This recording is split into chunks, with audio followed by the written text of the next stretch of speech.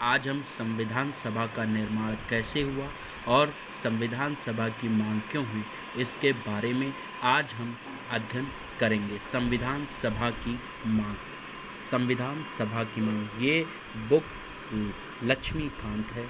ये book doctor Laxmikant जी की है, जो पॉलिटी के लिए बहुत ही विशेषकर या आईएएस या पीसीएस के लिए सभी सब्जेक्ट के लिए बहुत ही ज़रूरी बुक है।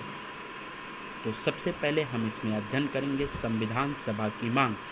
भारत में संविधान सभा का गठन का विचार वर्ष 1934 में पहली बार एम.एन. रॉय ने रखा। रॉय भारत में वामपंथी आंदोलन के प्रखर नेता थे। 1935 में भारतीय राष्ट्रीय कांग्रेस ने पहली बार भारत के संविधान के निर्माण के लिए आधिकारिक रूप से संविधान सभा के गठन की मांग की। 1938 में भारतीय राष्ट्रीय कांग्रेस की ओर से पंडित जवाहरलाल नेहरू ने घोषणा की कि स्वतंत्र भारत के संविधान का निर्माण वयस्क मताधिकार के आधार पर चुनी गई संविधान सभा द्वारा किया जाएगा। इसमें कोई बाहरी हस्तक्षेप नहीं होगा। नेहरू की इस मांग को अंततः ब्रिटिश सरकार ने सैद्धांतिक रूप से स्वीकार कर लिया।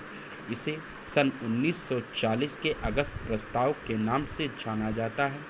सन 1942 में ब्रिटिश सरकार के कैबिनेट मंत्री सर स्टैटफोर्ड क्रिप्स और ब्रिटिश मंत्रिमंडल के एक सदस्य एक स्वतंत्र संविधान निर्माण के लिए ब्रिटिश सरकार के एक प्रारूप प्रस्ताव के साथ भारत आए। इस संविधान को द्वितीय विश्व युद्ध के बाद अपनाया जाना था। क्रिप्स प्रस्ताव को मुस्लिम लीग ने अस्वीकार कर दिया। मुस्लिम लीग की मांग थी कि भारत दो स्वायत्त हिस्सों में बांट दिया जाए, जिनकी अपनी अपनी संविधान सभाएं हों। अंततः ब्रिटिश सरकार द्वारा भारत की एक कैबिनेट मिशन भेजा गया। इस मिशन ने दो संविधान सभाओं की मांग को ठुकरा दिया, लेकिन उसने ऐसी संविधान सभा के निर्माण की योजना के लिए सामने रखी जिसने मुस्लिम लीग को काफ़ी हद तक संतुष्ट कर दिया। इसमें हमने ये समझ में आया कि सबसे पहले 1934 में एम.एन. रॉय ने संविधान सभा के गठन का विचार रखा था।